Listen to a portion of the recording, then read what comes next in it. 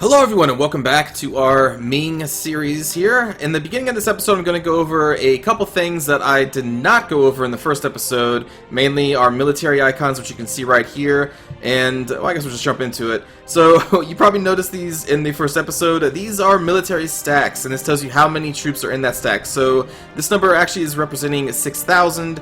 We have 4,000 troops here and here. There's 14,000 troops that Manchu has currently. Right here is our fleet of 40 ships in total. It's actually separated into two fleets. So I guess I should kind of go over what these different icons mean, as far as I know what they mean anyway. Let's see, so we have the second fleet. If we click and drag, we should be able to get, there we go. So there are our two fleets. If we click and drag, you can select everything within the area. So our first fleet is made up of 13 galleys. Actually this is not the good place to see that. Let's open up the production interface, which is we're going to be seeing a lot when recruiting our military. Alright, so right now we can recruit these barques, which are light ships and fast ships primarily used to secure trade opportunities. So this is actually a way where you can increase your trade power within a trade node. Let me click on the trade map mode here. So right now we have 33.9. I think if we had a barque patrolling the waters around here, this should increase our trade power by 3, I would imagine. I guess we'll try that here in a bit. We can also build a galley, which, let's see, a galley has an 8 in hull size. So the hull size is the ability to resist damage. It looks like our biggest hull size is going to be a cog, but the cogs are transports only. The galley has 12 cannons, so I'm assuming that's how, yeah, the attack value of the ship, okay. And the speed of the ship. So our barques are faster, but lighter armed, and they can increase our trade power. Our galleys are our heavy hitters, but slower. And then our cogs are our heaviest ships, but their attack is very low because they are transports and their speed is very low. We also only have 2 land units currently. You're going to have a infantry slot, you're going to have a cavalry slot, and then I think when you unlock gunpowder, you can have a cannon slot, I think. So let me kind of break down the values here. We have the firing ability, which none of our units have because we don't have any units that have guns. We have the shock ability, and then the morale ability. That's not actually saying anything, but that does signify morale, I believe. So for our Asian long spear infantry, of which is the only unit we currently have unlocked because of our technology level, we have a 1 in shock. So the shock value of the unit is a measure of the amount of damage or casualties this unit will inflict in the shock phase of combat. We'll get into combat probably later in this episode because I do plan to go into war with Manchu. The amount depends in part on the offensive shock value of the attacking unit and the defensive shock value of defending units. This Asian long spear has no defensive shock, but 1 in offensive shock. And this is morale, so we have an offensive morale of 1. When combat, let's see, the morale value of the unit is a measure of how much morale damage it will inflict on opposing units. When a combatant has 0 morale, its units will retreat, even if they are still numerically superior. The amount of damage depends in part on the offensive unit of the morale, which our long spear infantry has 1. And then the defensive morale of the defending units, our Asian long spear has 2 in the defensive morale. So they are a very good defensive morale unit. Then we have our cavalry, which is just 1 in shock, and then 2 in offensive morale. Now, I believe that the way the game goes is in an army stack, you can only have 50% of your army be cavalry, and if you get any more above that, then you start incurring penalties? Or is it 25% of your army? You know, I can't remember. I don't think it tells us right here. But I'm probably going to keep our cavalry low just to play on the safe side.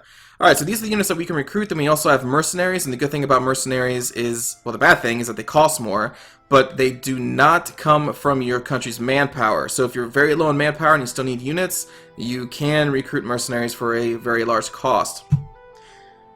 Okay, so let's go here and go to our military tab. Let me just remind myself. Okay, so we have 9 units that we could recruit. We have enough manpower because each regiment takes 1,000. And so since I'm going to probably be going to war against Manchu, I'm going to want to recruit some additional units. So how you can do that, actually first off, I don't think we're going to be going to war with anybody down here, so I want to select all these armies here, these multiple stacks, and I want to send them up to our Manchu border. But first I need to see what the supply limit is here. So right there you can see supply limit is 30, which means we can have up to 30 regiments here without suffering any casualties. So I'm going to move these guys up here, and we'll move this guy up here. Because in total, even with all of our armies combined, we only have 26. Again, you can find that out right, or 27, I'm sorry. You can find that out right here. So I'm going to move all our armies up there. I'm still not unpaused the screen yet, so you're not going to see them actually move. Some other things I have to deal with before we actually start is that I have one more diplomat that we can do something with. I already have one going to Korea. I have to kind of decide what I want to do next. So I think as Ming, the way that I would want to play it is we take out these Mongolian hordes, these steppe nomad cultures. I think that would kind of make sense. So we'll start off with Manchu and then maybe work our way westward. Now the problem is I think the Mongol Khanate is a vassal of the Oryat horde. And an easy way to check this is go to diplomacy. And right now we're looking at the horde, and you can see they have a following vassal, yes, the Mongol Khanate. So if I were to go to war with one of these two, the other one would jump in. Now, an easy way to see if that's a good idea, at least if you want to compare your military power, and I'm kind of shocked that you can do this, is you can go down to this ledger, you can go down to the military tab, and I think it's armies? Yes, and then it tells you right here all of the armies of every single nation. So I can go down or scroll down here to the Oryat horde. So they currently have 9,000 troops total with a force limit of 13, so they can only raise 13 regiments in total.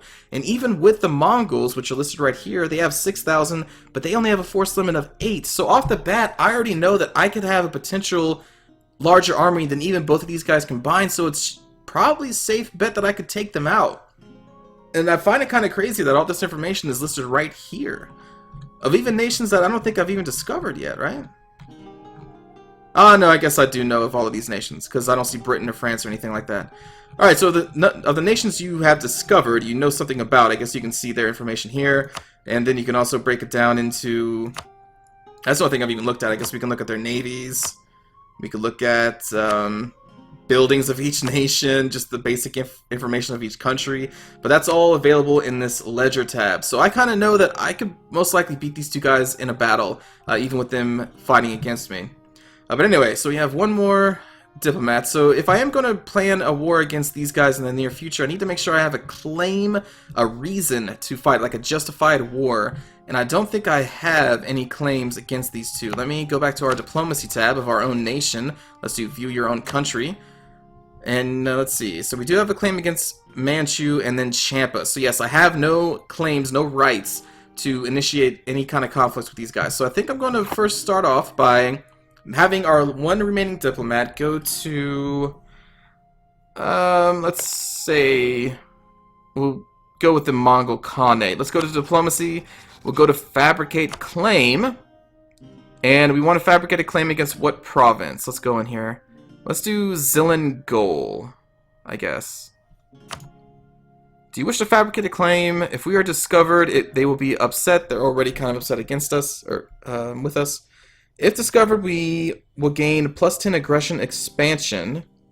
Aggressive act will upset other countries by a base of +10. So I guess they'll, since right now the Mongol Khanate is at a -20 in regards to us, if they're find out, if our guy is found, it will jump down to a -30, but that's okay. Risk of discovery per month is only 2.21%. Days until claim is fabricated, 365. So you can see it is going to take a while. You kind of have to plan these things in advance, but I will click OK. So that takes away our other diplomat. So now he is off in the Mongol Khanate fabricating a claim so that we can have a future war against them that is justified. Alright, so one other thing I didn't really cover too much in the last episode was our trade, because I honestly don't still know too much about it. But we have one merchant, and the only thing that merchants can do that I can tell so far is you click on these trade nodes. Well, let me click on one that we don't have anybody at. So let's click on this trade node. So you can see we can collect from this trade node, and I think the money we get is based on our trade power. Or we could transfer trade power. And when you do transfer, if I were to put our merchant to transfer, the transferring would go along this predetermined path. It would never go backwards. It always goes with the current. So if I were to transfer trade power, that would take some of the money from this trade and shuffle it along down to the next node in line, which would be down here. We only have 5.9 trade power, so that's pretty low, so I would not want to do that. So I think the goal, what you want to do, from what little I understand, is if you have multiple merchants, you want to pick whatever trade node you have the highest trade power, have a merchant collect money from that one, because that's the most money you're going to get from any trade node, is the one with the highest trade power. And then if you have other merchants, like say if I had one other merchant, I'd want to put him here and transfer trade from this, and it would go down the line into this one where we're actually collecting money from. So I think that's what you would want to use merchants for. And if I had another merchant, if I had 3 total, I'd probably put one right here and transfer trade so that it would go up here so we get even more money. And I think that's what you would want to do. But I only have the 1 merchant, so there's no point in transferring trade, I think. So I would just leave him here collecting. Oh no, he's transferring trade. Really? He is transferring money from here to Beijing.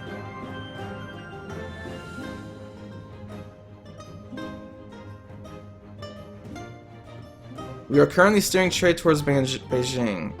Do I want that to, like, if that's the default, then I guess that's the best option? I can't think of that. Why would that be the best option? You know what? I'm going to recall the merchant, which is going to take 18 days. Because I want him to collect the money from... Oh, I see. But then... the trade value is only 0.8, where the trade value here is 7. I don't know. Again, I don't understand the trading that much, so I don't know. But I may just have him collect trade from either there or here. I don't know. We'll get to that in a bit. Alright, anything else before I want to unpause the game? Right, I want to make some more units for us for our inevitable war. So in the production tab is where you can make units and buildings for your civilization. Right now I don't actually have any buildings unlocked because I don't have any of the required technologies unlocked. So we'll just go with units. I'll go with our basic long spear infantry. When you click on something, it shows you exactly where you can recruit them, how much it's going to cost, and how many days it's going to take to recruit them, because every province is different depending on the manpower in that province. It will take longer or shorter to recruit a regiment there. And if I were to click on our ships, you can see that we cannot build ships in non-coastal provinces, which makes sense. So I can build ships around here. But I don't think I'm going to be going for that. I will build some long spear infantry. Let me get here.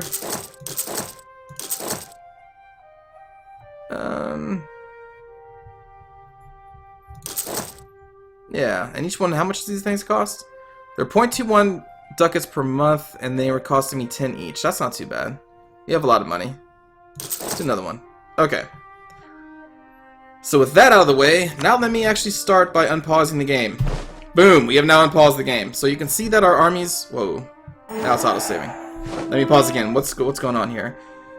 Alright, Korea accepted our offer to enter into a military alliance. So that means our mission is successful, right?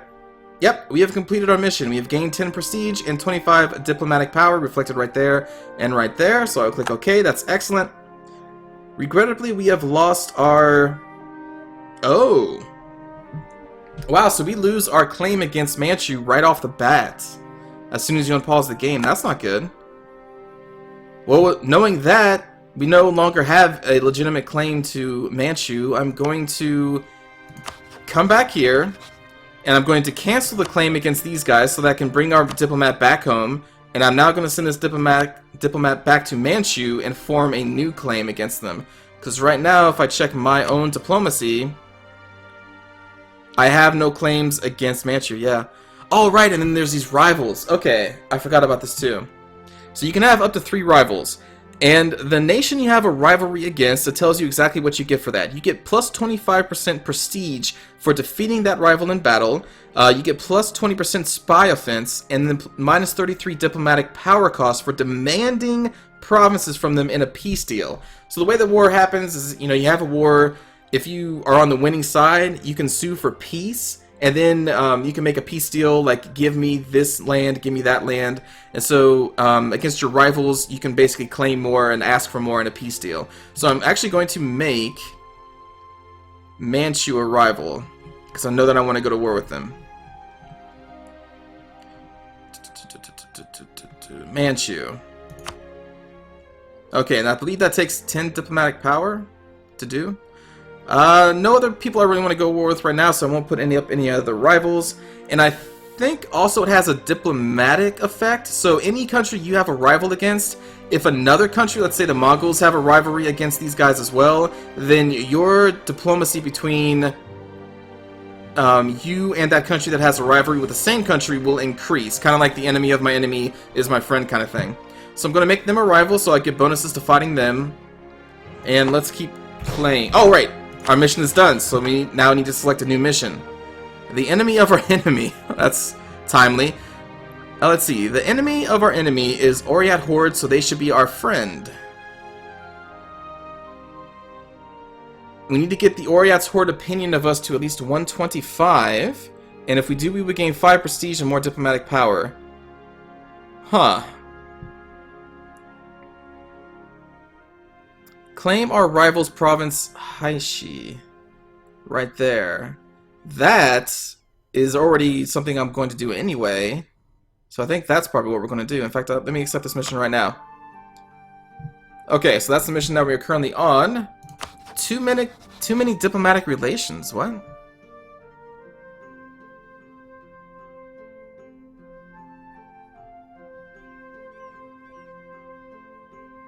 Oh. I didn't realize there was a limit to the diplomatic relations you can have. So I guess that's how many we can have? 0? And I have one with Korea, so now we're over our limit. What does that actually do for us? I don't even know. Each diplomatic relation over your limit will cost you 1 diplomacy each month. Oh, no way. So we're only getting 3. So now we're only getting 2? I didn't even know about this diplomacy relation limit. Oh no, we're getting 3 because of our advisor is giving us 1 too, but oh no. That's terrible. I'm assuming we increase our diplomacy relation limit through technology, I would imagine. Oh, that sucks. That sucks. Well, we're just gonna have to deal with it. Alright, what else is happening? Oh yeah, I didn't even talk about these. So, the green banners are situations that don't require your attention immediately. You can kind of get to them whenever you want to. Orange banners are issues that you should deal with as soon as possible. And then red are things you should deal with immediately. So you'll see the varying different color banners as the game progresses. Alright, well, let's keep going. I'm waiting for our diplomat to come back. I guess I can speed up time a little bit. You can see the days ticking up here. Alright, let me pause it. National Epic. Our subjects have taken to telling tales and legends about Yu Zhangzhu. The legend says that in Ming's darkest hour, he will return to our nation and deliver it from evil. Regardless of the truth in that statement, we could use this in our propaganda. So our choices are: until 1454, so in 10 years, we would get +1 to our yearly prestige. But immediately we lose 10 administrative power and 45 ducats, of which we have 474, you can see up here. And if I say no, then I just lose 5 prestige. We're only sitting at 14. I think I'll take the hit to our administrative power and our money. So that would give us an additional 1 prestige every year because of that, so that is a positive. Yeah, that's cool. Alright, let's unpause the game. Still waiting for our diplomat to return from these guys. There we go. Our diplomat has arrived back from the Mongol Khanate. So now I'm going to go here, diplomacy, and I want to fabricate claim against Haishi, since that is our mission. So yes, it's going to take us about a year there. Alright.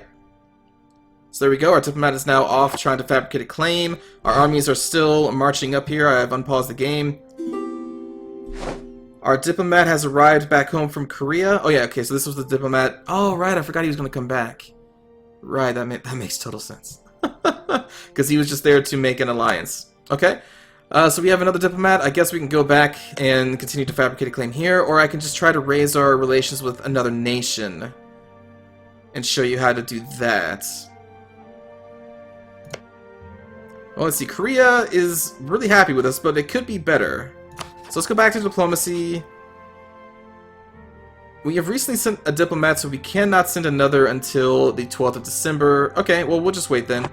We also do have our merchants back, so let me go to the trade map. You can see we have 1 of 1.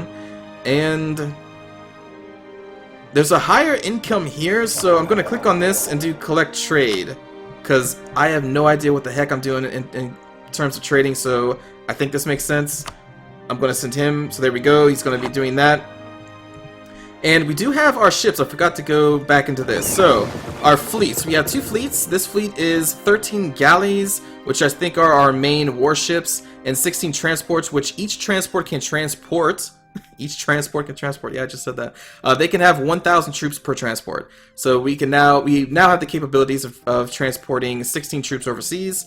And then our second fleet is these light ships, which the light ship is the barque, which each ship grants us 3 additional trade power if they are patrolling a trade node. So let me select this fleet. So now we have the fleet selected. So we have the option to create a new unit, which means we're splitting this fleet up. We have start patrolling, which I'm not sure what that does exactly. I'm assuming they just patrol the Korean Bay. And then protect trade. So I think this is the option that will then enforce their +3 to our trade power of this trade node. If you remember correctly, if we go back to this military screen here, oh wait, no, wrong screen. The production tab. The barque, each one increases the trade power by 3 if they are patrolling. If they are performing the protect trade, it will increase our trade power in the trade node. So, I'm going to go back here, select this fleet, and then we're going to do protect trade, and I want to send them to the... Is this Beijing? Yes. We want to send them to this to increase our trade power here. Alright, so now they're doing that. Our other fleet are transports and warships, so I think I'll just keep them there. What is this? A royal marriage offer from Korea. They wish to enter a royal marriage with one of your sovereign lord's dependents.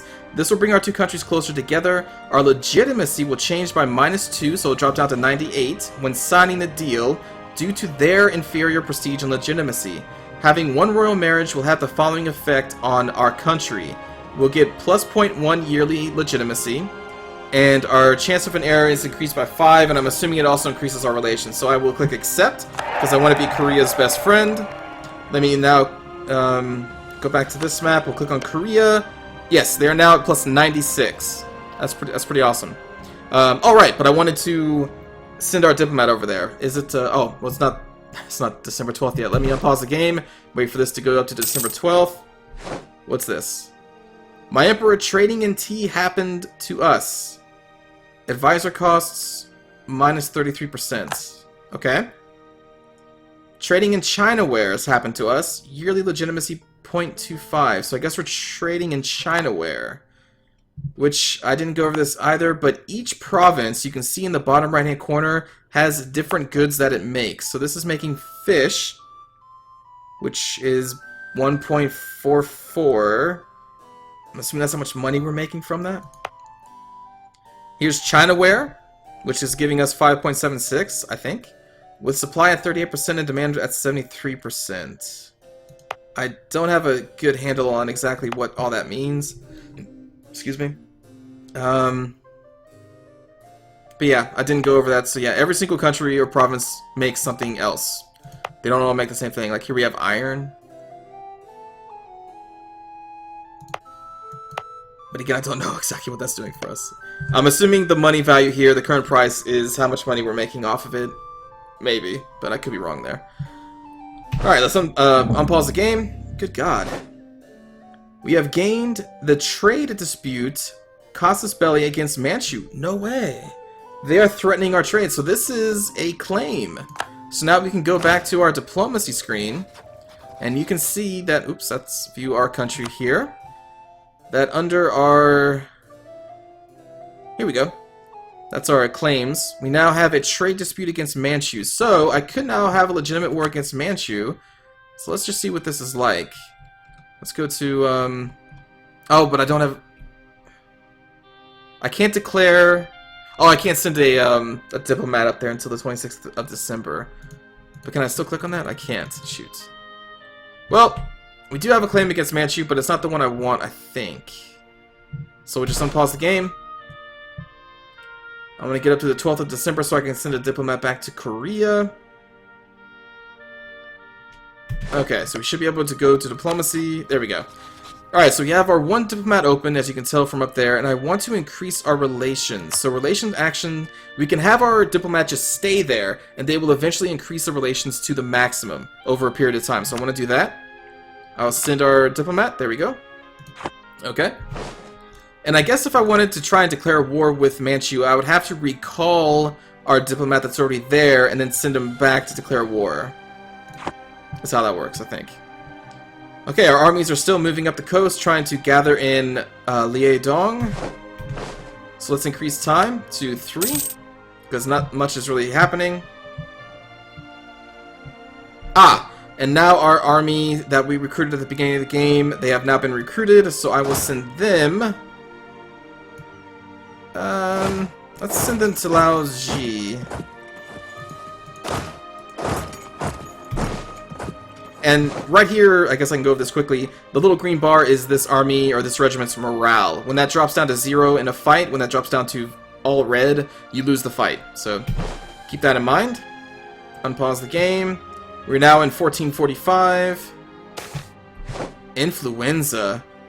Rumors say that sailors came back from a trip sick like hell. And the ones who didn't die on board infested the whole city with their disease. It is time to act before the whole country dies from coughing and cold sweats. So we can quarantine the port and let them die, which will give us minus to our local trade power, goods, and local tax modifier. Okay. Until the 26th of January, and for a year, basically, 1446. It's currently 1445. Or, this is not the first flu in our country, I don't care. And this will lose us 5 administrative power right off the bat. And for a year, our goods produces minus 25 local tax, local manpower, and 75% chance of the influenza eventually spreading. I'm going to quarantine the port and let them die. Sorry, people. I think that is the less bad thing. Alright, our army is still moving around. Now I have 19 regiments there. Not much else really to do. We don't have any available envoys to do much of anything. So we just kind of sit here and let time pass, I guess. My Emperor, Manchu has declared war upon Mongol Khanate. They cite tribal feud as their claim, basically. That's awesome! So now they're going to war against the Mongol Khanate and they're going to be weakened. That's awesome. Okay, so let's combine all the armies here, because right now they're all still separate. So let's do merge. There we go. Now they're in one solid unit, 17 infantry, 6 cavalry. They don't have a leader. We'll probably give them a military leader when the time comes to go to war. We still have more units coming in.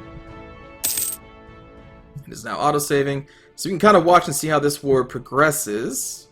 Right now, not much is happening. It looks like this army is moving. So whenever you see a unit in motion, you can hover over them, and it will show you where they're going. So there are 2 armies here, and they will both arrive in Dornod on 21st of May, 1445. So they are going here. So it looks like these guys are on the move. They're sending all 14 regiments up to here, and they'll arrive on the 14th, or 21st of May. Okay, cool. So war is started. That's perfect, because they're going to be weakened, and then I'm going to come in and claim at least this province, hopefully.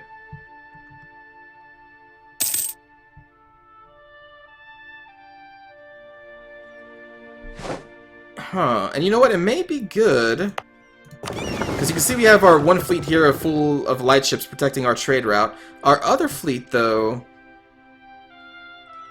I think I'll just send over here to the coast of Olga, because I think if our fleet is here, and if we have more ships than the Manchu, then we can blockade this province, which I think will help with our war effort. So I'm going to send our fleet over here. I'm not sure if we will suffer attrition by being away from our own seas or not. I don't know if it works that way, but let's find out.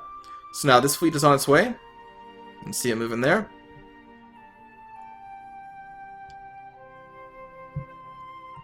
Oh, okay, the Mongol Khanate is now currently in a battle against Manchu in Hingan. They have 6,000 troops versus 4,000. Click on the province. Current wars are with the Orite Horde and Mongol Khanate. Yes, we do know that. Okay, let's see how this goes.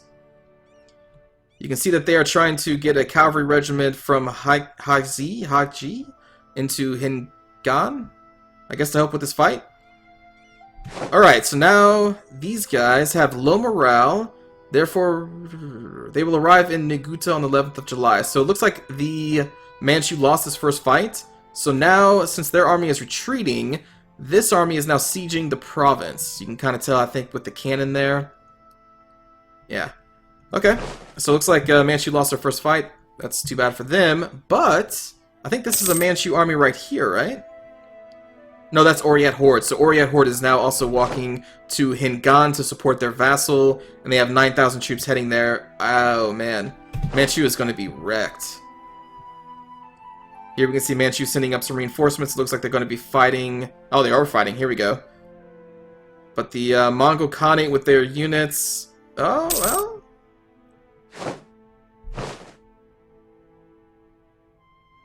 Who's going to win this one? Looks like Manchu lost again. Oh, no look for Manchu.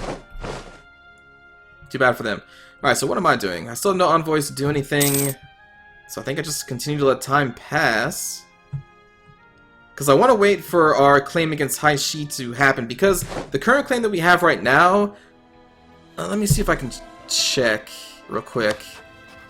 If I go to my diplomatic tab, for me...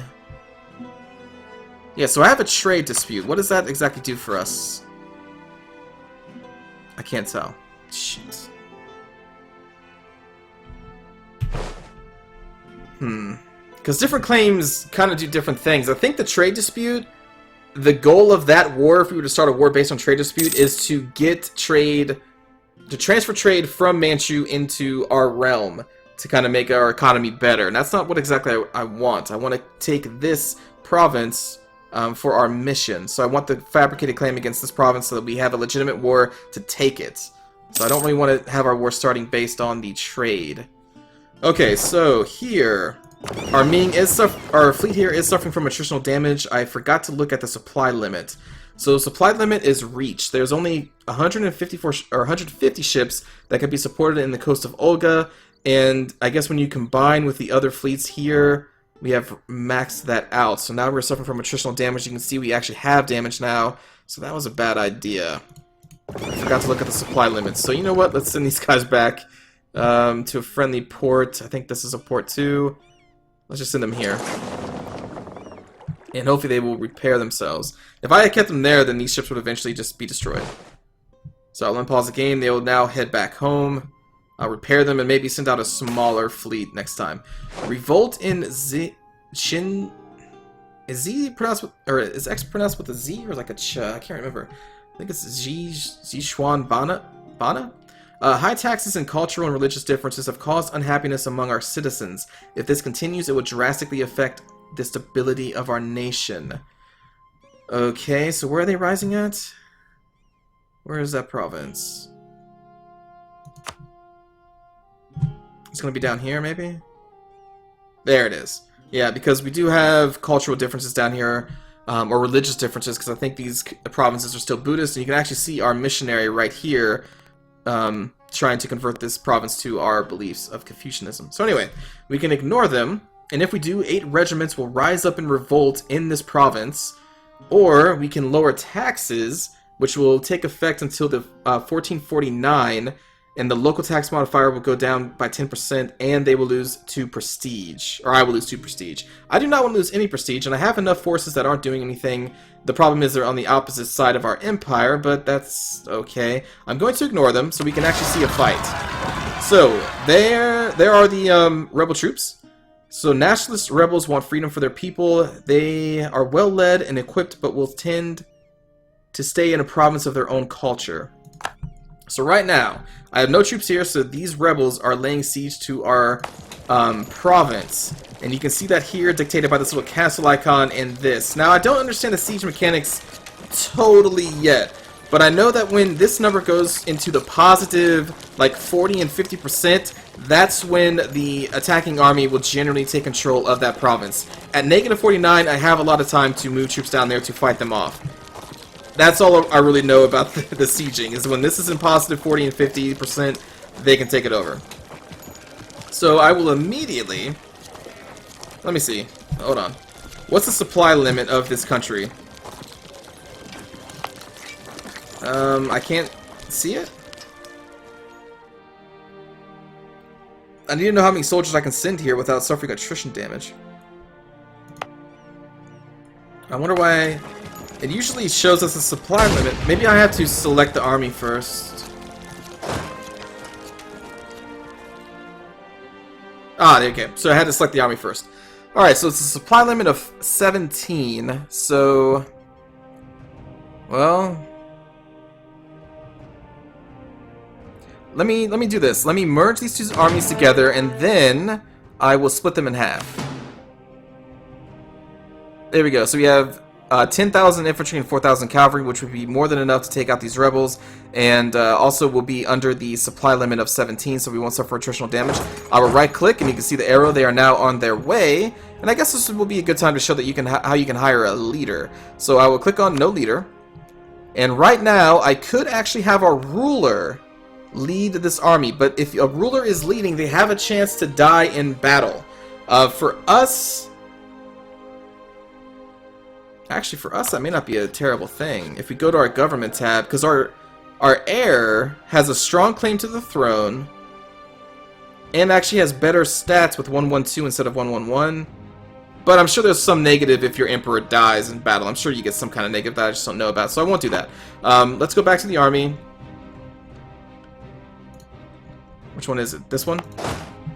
Go back to leader. So you can see I have no generals available right now. So what I'm going to do is recruit a general, and that's going to cost 50 military power, which I have 75 currently. So I'm going to recruit a general, and this is the general we got, Tan Xiao. And Tan Xiao has 1 rank in fire, 3 rank in shock, 1 rank in maneuver, and 1 rank in the siege. I don't know if that's good. So I'm assuming it increases the shock value of our army by 3, so that increases our offensive damage. Our maneuvering, I'm not sure what that does, and I'm assuming siege just makes us siege better. So anyway, we now have a general for this army, and they are going to head down to quell that revolt. It's going to take a little while for that army to get down there. They will arrive... Hold on. We have completed a mission. Claim our rival's province, Haiji. What? Oh, all I need to do is fabricate a claim. I didn't actually have to take it over. Okay, well that's an easier mission than I thought it was. So we just gained 5 prestige and 25 military power for laying a claim to Haiji, and not actually have to take it over. Okay, that's cool. There you go. We have gained the Casus Belli against Manchu. Alright. Diplomat has arrived back from fabricating a claim and is ready for a new assignment. Where do I want this diplomat to go? We already have a diplomat here improving our relations with Korea. I guess we can start improving our relations with some other potential allies. I don't really plan on going into this area. Maybe I should try to make friends with Shan? They kind of hate us because we do not share a religion and we're border frictions. Or maybe we should just do Tibet. Tibet is a noble republic. They also kind of hate us. They're threatened by us. But they seem to be the biggest power on our borders. And I don't plan on taking Tibet. I plan on taking out these hordes first. So, sure, let's increase our diplomacy with Tibet. So we'll go to diplomacy, and we will improve relations with the merchant, or the diplomat that we have. Send. There we go. Now he's on his way, and we'll continue to improve relations until they are maxed out, or until I bring him back. And how is this war going? Let's see. The invading army is now heading to... Or they're splitting off. So the Oryat Horde army of 8,000 strong is heading to Ningurta. I'm assuming to lay siege to that province. And the Mongol Khanate army is heading to Jirin. They're going back home.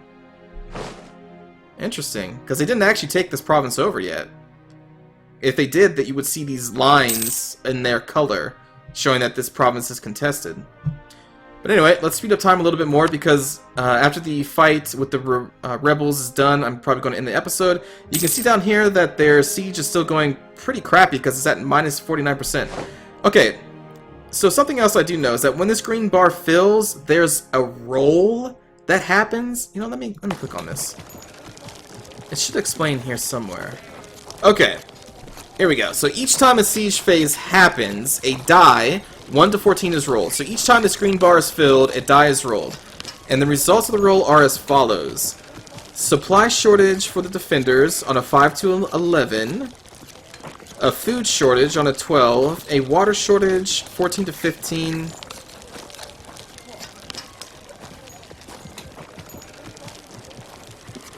What? But they can't even get to 14 or 15 or higher. Oh, you know what? I bet you that increases as this percent. So this is minus 49% to the sieger's roll. Okay, okay, and this okay, I got it. And when that goes into the positives, that's when they can.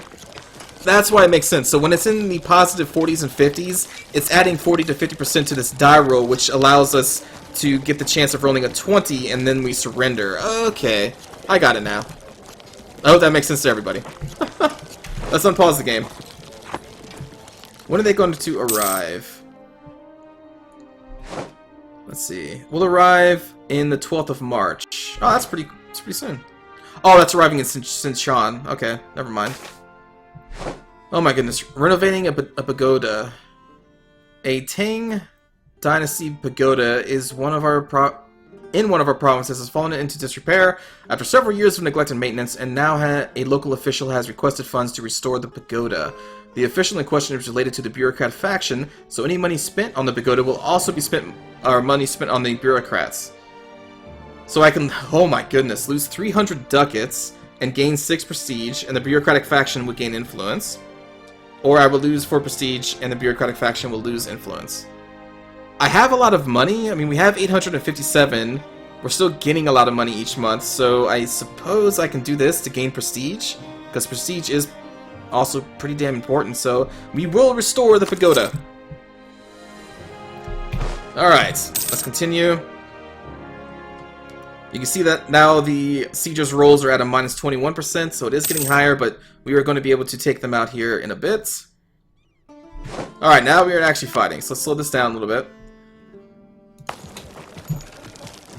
The defender of Ming, we have 100% morale, 2,000 in the garrison. Oh, that's the siege. That's not actually the fight that's going on right now.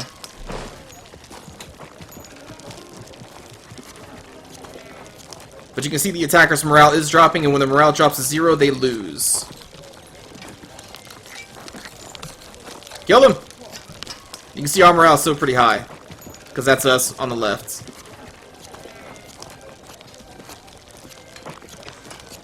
I guess we can speed this up a little bit. They're down to 2,000 troops. We're down to 10,000. Alright! Now, this is what you get after every single battle, a breakdown of what happened. So, for us, we lost a total of 3,000 infantry, but no cavalry at all. And the enemy lost 3,000 of their infantry and 2,000 of their cavalry. But we did win. And now... Well, typically, if against another nation, the troops that remain after that battle will retreat into their own territory. But I think since they're rebels and they had no actual territory to retreat to, they're automatically all killed. So there we go. The revolt has been quelled. Our army is victorious. And now you can see our different regiment strengths here. This is 640 troops, 644. So over time, when your regiments are not at maximum being 1,000, they will draw from your nation's manpower to restore their troop strength. So I'm going to march these guys back up to Lao Ji, and during this trip, they should eventually get back up to 1,000. Let's see. To fully reinforce your armies, you need 2,287 men, and 800 will reach the armies this month. Okay, so in a couple months, our army here will be back to full, so that's good. So there we go, our first battle. We quelled the rebellion in Jishuan Bana, and our troops now march gloriously to the northern part of our empire, where we will eventually go to war with Manchu. So that's going to be it for our second episode, everybody. I hope you enjoyed. Next time we will, well, as I said, probably go to war against Manchu, continue our relations with Korea and Tibet, hopefully, or Tibet. So again, thanks for watching, everyone. Hope you enjoyed. I will see you next time. Take care.